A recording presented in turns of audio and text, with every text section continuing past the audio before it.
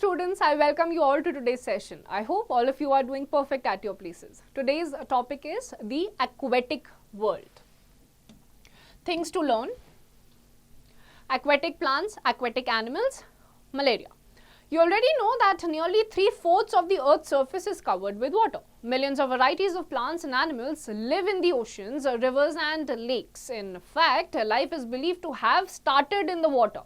Let us know about the different plants and animals in water. अब 3/4 हिस्सा 97% अर्थ का पानी से ही घिरा हुआ है, तो नेचुरल सी बात है एक्वेटिक लाइफ भी बहुत ज़्यादा डाइवर्स होगी. और ये भी माना जाता है कि लाइफ अर्थ पे जो स्टार्ट हुई है, it started in water.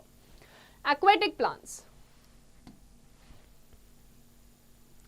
The plants that are found in water are called aquatic plants. They are also known as hydrophytes.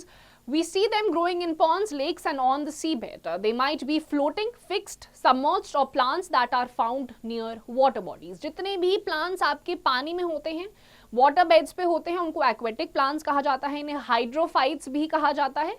या आपको ponds, lakes और seabeds पर देखने को मिलते हैं. या तो बिल्कुल submerged होंगे या फिर floating भी आपको ये दिखाई देंगे. Free floating plants. These plants freely float in water and are not attached to any surface. So they float because they are extra light with spongy or air-filled parts. The small size and the lightness of the duckweed make it float on water. Water hyacinth has a swelling on the leaf which is filled with air. This keeps the plant afloat. अब free floating plants होते हैं extra light, बहुत ज़्यादा इतने light होते हैं कि ये आसानी से पानी के सरफेस के ऊपर फ्लोट कर जाते हैं. जैसे हाइसिन्थ जो है उसकी लीफ थोड़ी स्वेलिंग है, थोड़ी सूजी हुई है, उसके अंदर इतनी हवा भरी हुई है, इतना लाइट है कि आसानी से पानी के सरफेस पे वो फ्लोट कर जाता है. Next is fixed plants. ये फ्लोट नहीं करते हैं, एक ही जगह पे फिक्स्ड रहते हैं. These plants have their roots at the bottom of the water body. They have a long hollow stem and broad floating leaves. Water lily and lotus are examples of such plants. जैसे आपका water lily हो गया, lotus हो गया, इनकी roots जो होती हैं वो water body के बिल्कुल bottom पे होती हैं, लंबी hollow stem होती है, broad होती है, जिसकी वजह से ये move नहीं करते हैं, एक ही जगह पर fixed रहते हैं. Next is submerged plants.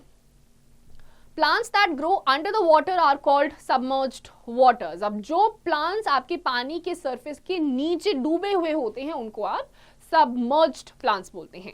Roots of these plants fix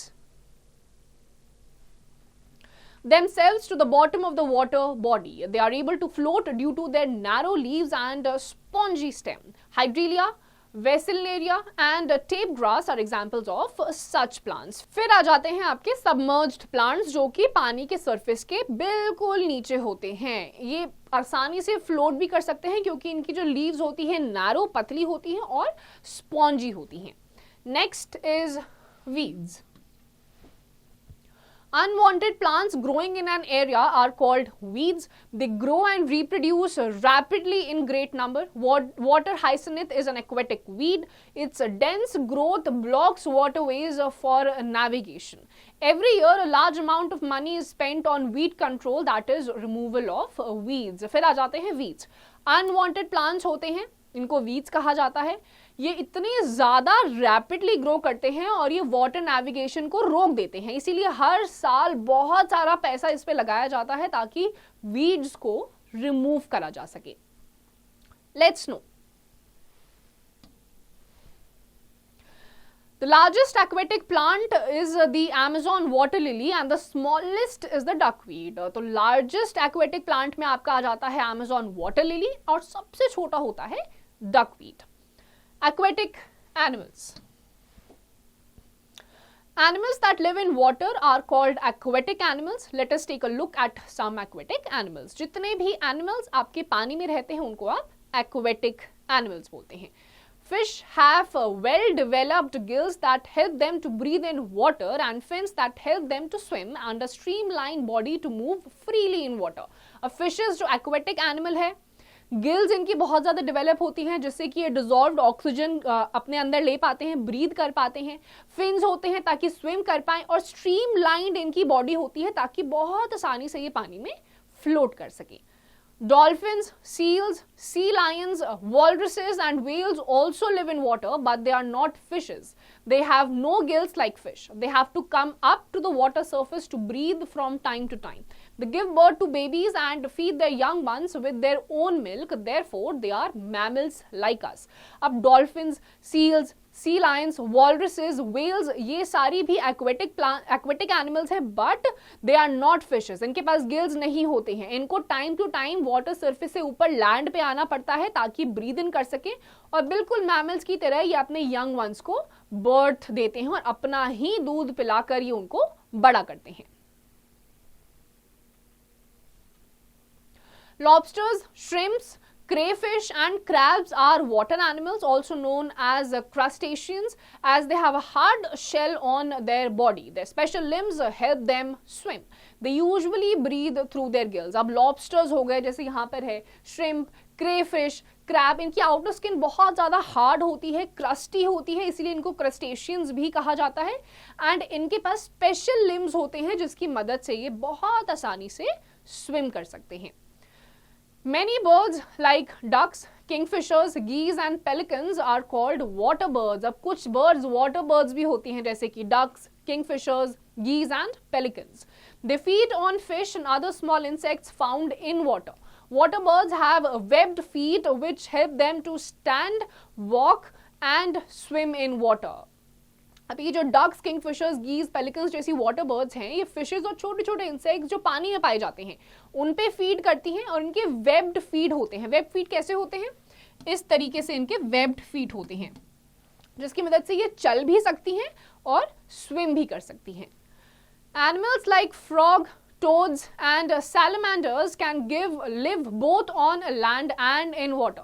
They are called amphibians. Frogs have a porous skin that helps to breathe and live in moist conditions and have lungs to breathe on land. फिर आते हैं आपके amphibians. Amphibians वो होते हैं जो land पे भी रह सकते हैं और पानी में भी रह सकते हैं, जैसे आपके frogs हो गए, toads, salamanders. इनकी जो skin होती है porous होती है, moist होती है, जिसकी मदद से ये पानी के अंदर भी breathe कर सकते हैं. Malaria. Malaria is a life-threatening disease. It's typically transmitted through the bite of an infected Anopheles mosquito. Infected mosquitoes carry the Plasmodium parasite. When this mosquito bites you, the parasite is released into your bloodstream. अब malaria बहुत ही deadly disease होती है. Anopheles mosquito ही इसको transmit करता है. इनके पास infected Plasmodium parasite होता है. जैसे ही आपको bite करते हैं, ये आपकी bloodstream में चला जाता है, जिसकी वजह से आपको मलेरिया हो जाता है. Symptoms of malaria. पता कैसे चलेगा कि मलेरिया हो गया है? When a person suffers from malaria, he shows the following symptoms: high fever along with shivering, severe headache and vomiting. जिसको मलेरिया हो चुका होगा, बहुत ज़्यादा तेज फीवर होगा, शिवरिंग, कंपन होगी बॉडी में, हेडेक बहुत ज़्यादा होगा और वॉमिटिंग जैसी सेंसेशन होगी. जैसे ही इनमें से एक भी सिम्टम आए, तुरंत डॉक्टर के पास जाइए. Let's no. Parasite is a plant or an animal that lives in or on another plant or animal and gets its food from it. Parasites sometimes cause diseases. और parasites जो होते हैं, जो आपके animals होते हैं, जो दूसरे plant और animals के ऊपर जीवित रहते हैं. Prevention from malaria. बचे कैसे? We can prevent malaria in the following ways. Do not let water collect in and around your house. आसपास को पानी को इकट्ठा ना होने दे, उसके ऊपर यही मलेरिया वाला मस्कीटो ब्रीड करता है. Water coolers should be emptied and cleaned timely. अगर आपके घर में कूलर्स हैं तो उसका पानी हर हफ्ते उसको बिल्कुल खाली करिए और अच्छी तरीके से साफ करिए. Use mosquito net and emptied and cleaned timely. अब मस्कीटो नेट्स का यूज करिए, मच्छरदानी का, ताकि मच्छर अंदर की तरफ ना आए. Make sure that mosquito repellent sprays are sprayed at regular intervals in your locality. अब locality में ये make sure करिए कि time to time mosquito repellent जो sprays होते हैं वो spray हो रहे हैं. A blood test helps to diagnose the presence of absence of malaria. Chloroquine tablets are given to patients who suffer from malaria. Blood test के जरिए आपको पता चल सकता है कि मलेरिया है या नहीं, और जिसको होता है उसको क्लोरोक्वीन टैबलेट्स दे दी जाती हैं. Activity. Surf internet and find the methods used outdoors to control mosquitoes and other pests. Internet पे सर्च करिए किस तरीके से मलेरिया को या मस्कीटोज को ब्रीड होने से रोका जा सकता है. Key phrases. Aquatic plants, the plants that are found in water. Weeds, unwanted plants growing in an area. Aquatic animals, animals that live in water. Malaria, a life-threatening disease. And parasite, an organism that lives on or in a host organism and gets its food from or at the expense of its host. Aquatic plants and animals वो होते हैं जो पानी में आपके देखे जाते हैं. Weeds, unwanted plants होते हैं जिन्हें time to time remove करा जाता है. And parasites are those organisms that lives on और इन अ होस्ट ऑर्गेनिजम्स और अपना खाना वो अपने होस्ट से ही लेते हैं. Let's sum up. Aquatic plants might be floating, fixed, submerged, or plants that are found near water bodies. Animals that live in or on the surfaces of water are called aquatic animals. Aquatic animals have special features which help them to adjust with their surroundings. Malaria is a disease caused by mosquitoes. When a person suffers from malaria, he shows the symptoms of high fever along with shivering, severe headache and vomiting. So aquatic animals और plants आपके वो होते हैं जो पानी में देखे जाते हैं. प्लांट्स आपके फिक्स्ड भी हो सकते हैं, फ्लोटिंग भी हो सकते हैं और सबमर्ज भी हो सकते हैं. एक्वेटिक एनिमल्स होते हैं जो आपके वाटर में भी देखे जाते हैं. इसके अलावा मलेरिया होता है जो आपके मस्कीटोज की वजह से होता है और अलग अलग सिम्टम्स होते हैं मलेरिया के, जैसे कि आपका शिवरिंग हो गया, बहुत ज़्यादा हेडेक हो गया या फिर vomiting. So students, with this we come to the end of this chapter. इसकी जितनी भी एक्सरसाइजेज हैं आप खुद से करिए.